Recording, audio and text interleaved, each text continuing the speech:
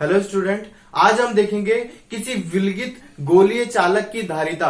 अर्थात यदि हम कोई विलगित का मतलब क्या होता है पहले से हम समझ लें। तो देखिए बच्चों, विलगित का मतलब होता है सबसे अलग। जैसे हमने क्लास में कुछ बच्चों को देखा होगा कि वो क्लास में मौजूद होने के बावजूद वो सभी बच्चों से अलग रहते हैं, किसी से कोई बात नहीं करते, अपनी पढ़ाई खुद ही करते हैं और खुद का ध्यान केवल खुद ही रखते हैं। वो किसी और से मिले जुले नहीं रहते, घुल मिल करके नहीं रहते।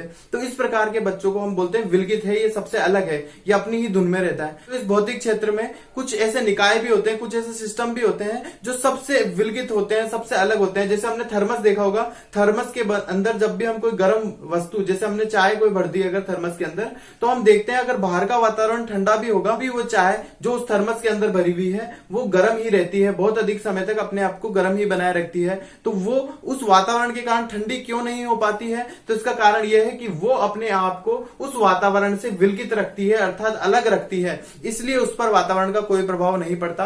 तो भौतिकी में आने वाले ऐसे सिस्टम जो अपने आप को अन्य आसपास के वातावरण से अलग रखते हैं, जिसके कारण उस पर अन्य वातावरण का प्रभाव नहीं पड़ता, ऐसे सिस्टम को हम विलगित कहते हैं। तो हमने विलगित गोलीय चालक लिया है, एक ऐसा गोलाकार चालक है जो सबसे अलग है, अर्थात उसका आवेश कोई नहीं लेगा और उसका आवेश कोई नहीं देगा, उसके पास जितना आवेश है वो उतना ही उसके पास रहेगा। तो एक गोलीय चालक है, माना कि चालक पदार्थ का ये कोई गोला है और ये विलगित है, अर्थात किसी से जुड़ा हुआ नहीं है, ये पृथ्वी से भी जुड़ा हुआ नहीं है, किसी से जुड़ा हुआ नहीं है। हवा में हमने एक गोले की कल्पना करी है और ये चालक है।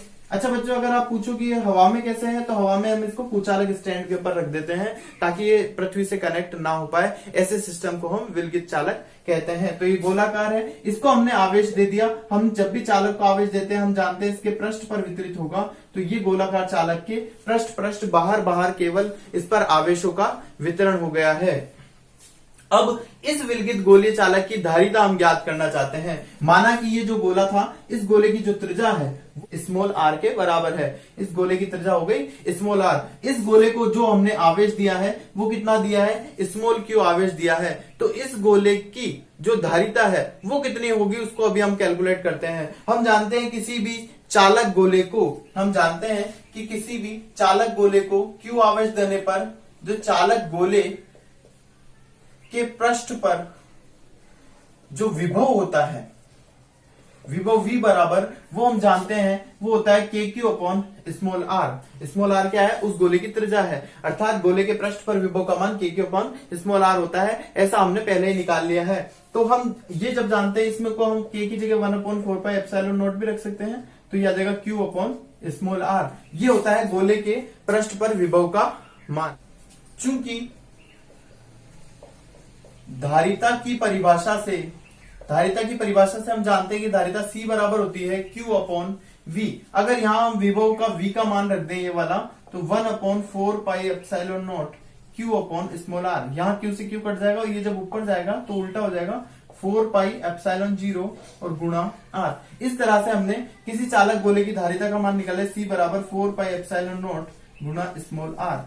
ये किसी चालक पदार्थ की, किसी चालक गोले की धारिता का फॉर्मूला होता है। अब देखिए बच्चों, अगर ये चालक गोला, यहां तो निर्वात की हमने कल्पना करी है, इसके आसपास कोई भी माध्यम नहीं है, लेकिन यदि ये चालक गोला किसी माध्यम में रखा हुआ है, तो माध्यम की उपस्थिति में जो इसकी धारिता होगी, माध्यम की उपस्थिति में इस गोले की जो धारिता होगी C, मीडियम की उपस्थिति में 4 पाई एप्सिलॉन आर हो जाएगी।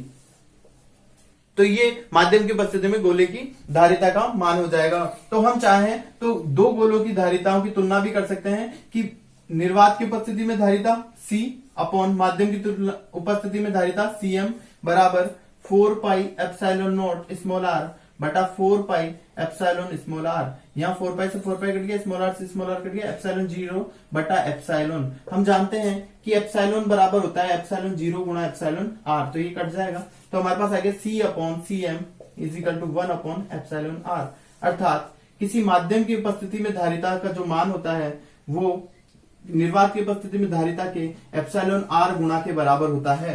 अर्थात निर्वात की उपस्थिति में किसी पदार्थ की धारिता अगर C है, तो अगर हम उस पदार्थ में कोई परावैद्युत पदार्थ भर दें जिसका परावैद्युतांक एप्सिलॉन आर हो, तो उस पदार्थ की धारिता का मान बढ़ जाएगा। देखो Cm का मान किसके बराबर है, निर्वात की परिस्थिति में जो धारिता C उसको किससे गुणा करना पड़ रहा है, एप्सिलॉन r से गुणा करना पड़ रहा है। अर्थात किसी पदार्थ के परावैद्युतांक का मान जितना ज्यादा होगा उस पदार्थ को भरने पर किसी पदार्थ की धारिता, जो चालक पदार्थ है उसकी धारिता के मान में एप्सिलॉन r गुना वृद्धि हो जाएगी। इस तरह से हमने ये ज्ञात किया। अब देखिए एक तुलना और हम कर लेते हैं इसी धारिता से कि यदि दो गोले ले लो, माना कि एक की त्रिज्या r1 है तो इसके लिए जो धारिता C1 होगी वो इस फॉर्मूले से आ जाएगी 1/4πε0 r1। दूसरा गोला ले लिया, इसकी त्रिज्या r2 है तो इसकी धारिता C2 बराबर आ जाएगी 1/4πε0 r2। तो दोनों गोलों की धारिताओं की तुलना करें C1/C2 तो इधर भाग देते 1/4πε0 r1 अपन 1/4πε0 r2 या 4πε0 से 4πε0 कैंसिल आउट हो जाएगा। ये आ गया C1/C2 बराबर r1/r2। अर्थात जिस गोले की त्रिज्या r का मान बड़ा होगा उसकी धारिता उतनी ही अधिक होगी। अर्थात गोला जितना बड़ा त्रिज्या का लेंगे वो गोले में आवेश धारण करने की क्षमता उतनी ही अधिक होगी। जितनी बड़ी त्रिज्या उतना बड़ा वो आवेश को धारण कर सकेगा। अगर देखिए बच्चों एक हम ग्राफ बनाए कि गोले की जो धारिता होती है C और जो गोले की त्रिज्या होती है r, इसके बीच में ग्राफ बनाए तो हम देखते हैं कि जैसे जैसे गोले की त्रिज्या का मान बढ़ता जाएगा वैसे वैसे उसकी धारिता का मान भी बढ़ता जाएगा। अर्थात r का मान बढ़ने पर C के मान में भी क्या होती है, वृद्धि होती है। तो ये हमारे पास ग्राफ आ जाएगा धारिता और त्रिज्या के बीच में।